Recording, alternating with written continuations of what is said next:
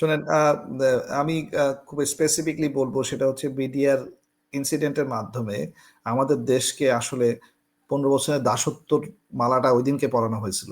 মানে ইন্ডিয়ার মাধ্যমে একটা হচ্ছে 111-এর একটা মানে সোকল মানে মইনু আহমেদের মাধ্যমে একটা সরকার চালানো হয়েছিল, এবং তার পরবর্তীতে আরেকটা কাজ করা হয়েছিল, সেটা হচ্ছে ওই ইলেকশনে আওয়ামী লীগকে নিয়ে আসা, এবং পরবর্তীতে এনশিওর করা হয়েছিল যে আমরা দাসত্ববাদে কেউ মুখ খুলবো না, আমাদের সবাইকে ভীতু তৈরি করা হবে জাতিগতভাবে। সেটা করা হয়েছিল এই 25শে ফেব্রুয়ারি বিডিআর কার্নেজের মাধ্যমে।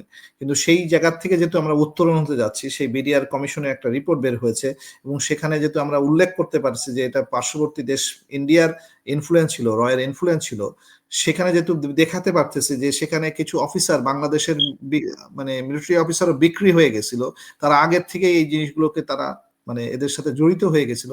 তার মানে হচ্ছে এখন পরিশুদ্ধ হওয়ার সময় চলে আসছে। এগুলোকে সকলগুলোকে পানিশমেন্ট দিয়ে, যারা বাংলাদেশি না তাদেরকে বাংলাদেশ থেকে আইদার পানিশমেন্টের মাধ্যমে শুদ্ধ করতে হবে, আর না হলে এই এই অর্গানাইজেশনগুলো আর কখনোই আমাদের হয়ে আর কাজ করবে না। এটা একটা রাইট টাইমে দাঁড়ায় যেতে হবে, এবং হাদি হচ্ছে সেই ব্যক্তি।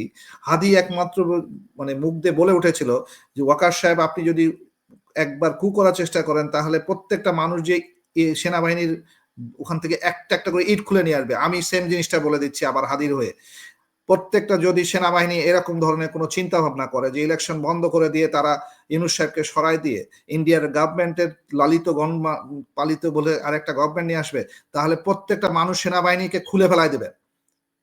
আমি নিজে সেনাবাহিনী অফিসার হিসেবে আমি নিজে চ্যালেঞ্জ করতেছি যে আমি একজন প্রাক্তন অফিসার হিসেবে, কিন্তু সেনাবাহিনী যদি বিকৃত হয়ে যায়, সেনাবাহিনী যদি নিজের দেশের না হয়ে আরেক দেশের হয়ে দাসত্ব করে, তাহলে ওই সেনাবাহিনী আপনার দরকার নাই। ওই সেনাবাহিনীকে আপনি চ্যালেঞ্জ করেন। সেনাবাহিনীর অস্ত্র আছে, তাতে কি হয়েছে? অস্ত্র তো গুলি আছে, তাতে কি হয়েছে? আপনার তো বুক আছে, আপনি কয়েকটা শহীদ হয়ে গেলে আপনাকে যদি আপনি দেশ রক্ষা করতে পারেন, আপনি গর্বের সাথে বলতে পারবেন যে আমি বেঁচে আছি। আমি যেমন এখনো পর্যন্ত আমি তাড়িত হয়ে দেশ ছাড়া হয়ে, তারপর তো আমি এখনো আপনাদের সামনে স্পষ্টভাবে বসে বলতেছি যে আমরা দাসত্ববোধ দিব না। তা আপনি ওটা বলেন, শপথ নেন দাসত্ববোধ নেবেন না, দেখবেন এরকম হাদির মতো লোক ফেরত আসবে। আমরা হাদিকে বাঁচায় নিয়ে আসতে পারবো। আমাদের দোয়া আল্লাহ কবুল করবেন, আল্লাহ আমাদের হাদিকে ফেরত দেবেন। তো আমি আপনাদের মাধ্যমে আল্লাহর সবার কাছে দোয়া চাইছি যেন হাদি ফেরত আসেন। কিন্তু হাদি যদি শহীদ হয়ে যান, থামবেন না।